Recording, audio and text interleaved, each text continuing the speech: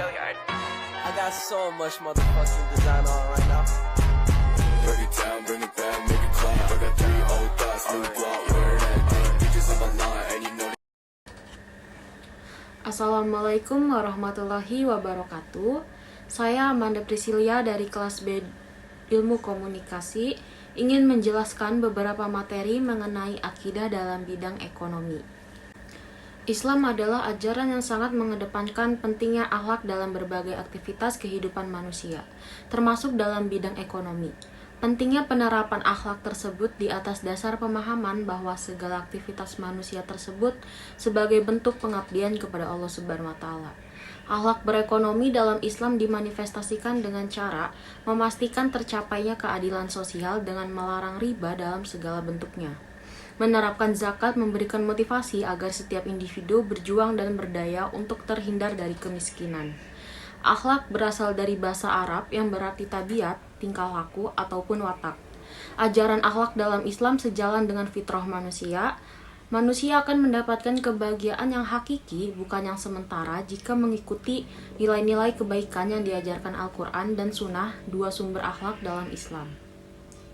Ekonomi berasal dari bahasa Yunani, yaitu oikos dan nomos. Oikos berarti rumah tangga, sedangkan nomos berarti aturan kaidah atau pengelolaan. Dengan demikian, secara sederhana, ekonomi dapat diartikan sebagai kaidah-kaidah, aturan-aturan, atau cara pengelolaan suatu rumah tangga. Ekonomi Islam adalah ilmu yang mempelajari perilaku ekonomi manusia, yang perilakunya diatur berdasarkan aturan agama Islam dan berdasarkan tauhid yang terangkum dalam rukun iman dan rukun Islam. Ekonomi Islam mengarahkan bisnis atau dunia usaha yang syarat dengan nilai-nilai ekonomi dan etika atau moral. Dengan kata lain, Islam ini tidak pernah memisahkan ekonomi dari etika ataupun moralitas. Akhlak ekonomi juga merupakan tindakan ekonomi yang menggabungkan antara ranah ekonomi dan ranah hukum agama, yang merupakan penentuan kebijakan ekonomi yang ditujukan kepada umat manusia yang melekat pada watak manusia. Dalam Islam, keabsahan atau sesuatu yang pasti ini akan sangat bergantung dan sangat erat dengan pesan moral untuk menjamin keseimbangan hidup. Konsep moralitas sangat erat kaitannya dengan hukum Allah Subhanahu wa taala terkait halal dan haram. Tuhan menciptakan kekayaan untuk umatnya, tetapi tidak untuk disalahgunakan. Manusia adalah perantara untuk penggunaan kekayaan yang diberikan oleh Tuhan, dan penggunaannya harus mengutamakan kepentingan umat dan agama.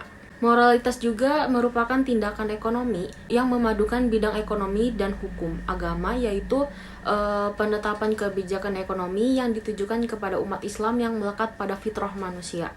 Moralitas ekonomi dalam Islam digunakan untuk mencegah hal-hal yang dilarang dalam Islam. Dalam melakukan kegiatan ekonomi, kita perlu mengetahui aturan-aturan apa saja yang diperbolehkan.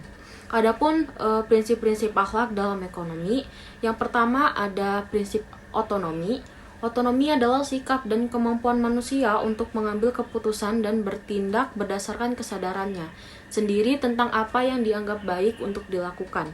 Yang kedua ada prinsip kejujuran, mengajarkan sikap apa adanya berdasarkan fakta, situasi, dan kondisi yang sebenarnya. Dengan kata lain, apa yang dikatakan itulah apa yang dikerjakan. Yang ketiga, prinsip keadilan, menuntut agar setiap orang diperlakukan secara sama sesuai dengan aturan adil terhadap semua pihak tanpa membeda-bedakan dari segala aspek. Yang keempat, ada prinsip saling menguntungkan, membangun kesadaran untuk saling memberikan keuntungan satu sama lain. Artinya, dalam setiap kegiatan ekonomi harus diusahakan agar semua pihak merasa diuntungkan. Yang kelima ada prinsip integritas moral, prinsip yang tidak merugikan orang lain dalam mengambil sebuah keputusan dan tindakan ekonomi. Prinsip ini dilandasi oleh kesadaran bahwa setiap orang harus dihormati sebagai manusia.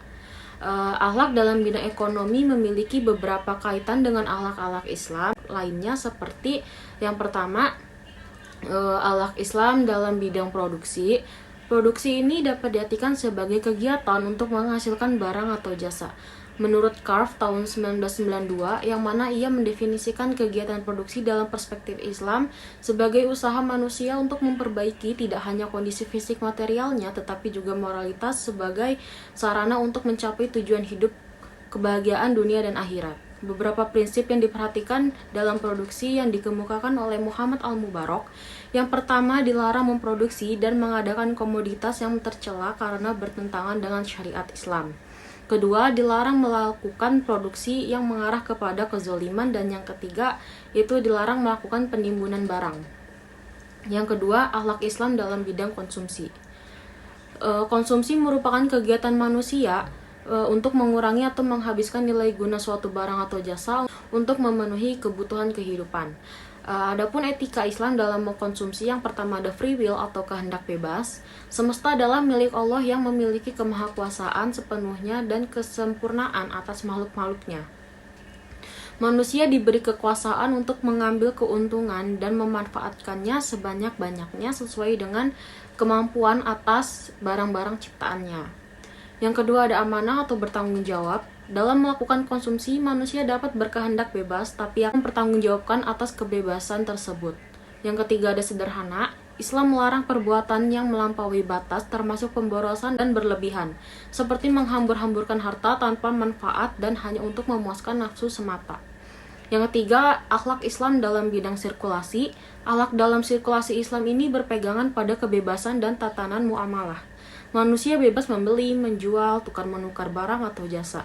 Islam tidak menganut kebebasan mutlak dari kaum industrialis dan liberalis, yaitu menetapkan harga dengan sesuka hati, membeli semurah-murahnya atau menjual semahal-mahalnya. Prinsip Islam adalah perdagangan kebebasan berdasarkan keadilan, agama, dan etika. Yang keempat ada akhlak Islam dalam bidang distribusi.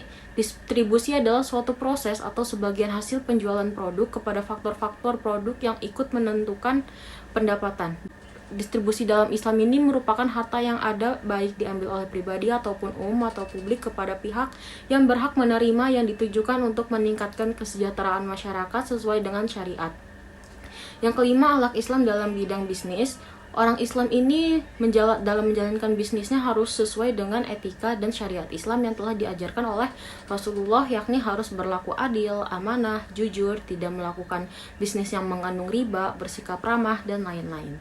Mungkin cukup sekian materi yang dapat saya jelaskan, kurang lebihnya mohon maaf.